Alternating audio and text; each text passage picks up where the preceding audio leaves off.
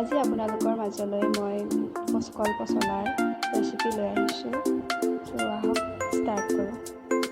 পচলা তৰকাৰী বনাবলৈ আমি প্ৰথমে পচলা পিহি লৈছোঁ পিহনাত। মচুৰ দাইল আধা ঘণ্টা ভিজাই থোৱা হৈছিল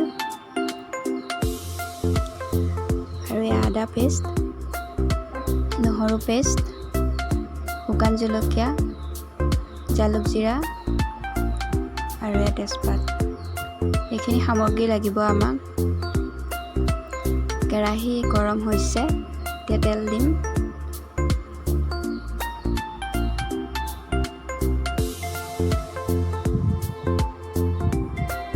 মিঠাতেলখিনি ভালকৈ গৰম হোৱালৈকে ৰ'ব লাগিব। এই ফেনটো যেতিয়া নাইকিয়া হ'ব, ফেন নাইকিয়া হৈছে, এতিয়া আমি ইয়াত মছলাখিনি দিম।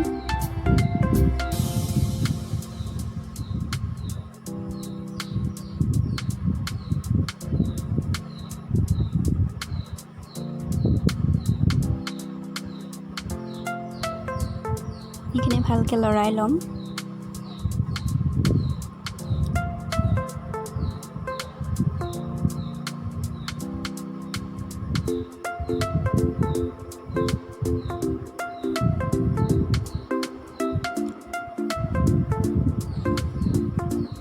মছলাখিনি যাতে কেঁচা ভাৱটো নাথাকে তেতিয়ালৈকে ভাজিব।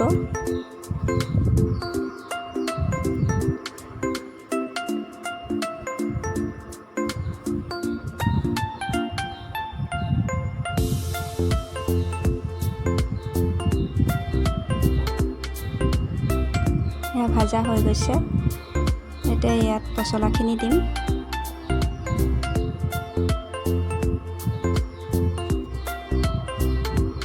ভালকৈ লৰাই ল'ম। এতিয়া আমি ইয়াত দালি দি দিম।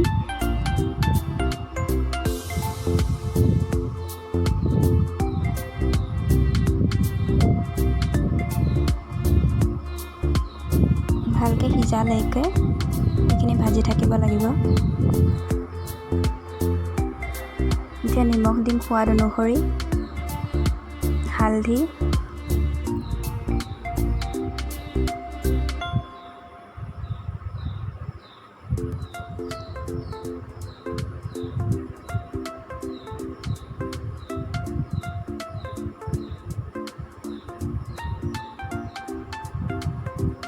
পোন্ধৰ মিনিটমানলৈ এইখিনি ভাজি থাকিম। ঢাকন লগাই দিম যাতে সোনকালে সিজে।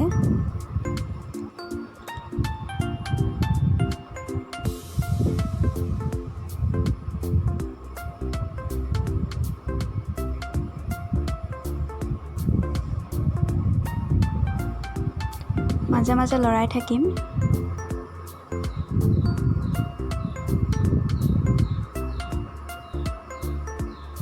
চাব যাতে তলত ধৰি নাযায়।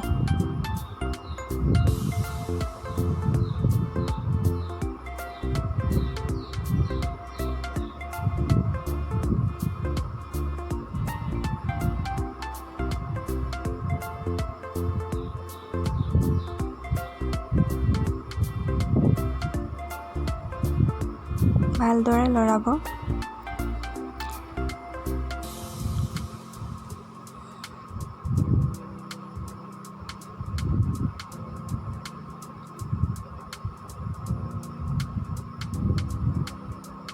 ইয়াত এতিয়া আমি পানী এড কৰিম। গৰম পানী ইউজ কৰিছোঁ, ঠাণ্ডা পানী দিলে সোৱাদটো ভাল নহয়। এতিয়া ইয়াত উতলাম।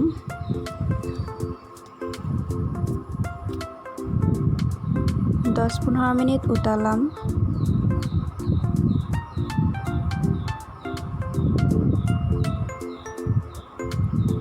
15 মিনিটৰ পিছত এয়া ৰেডি।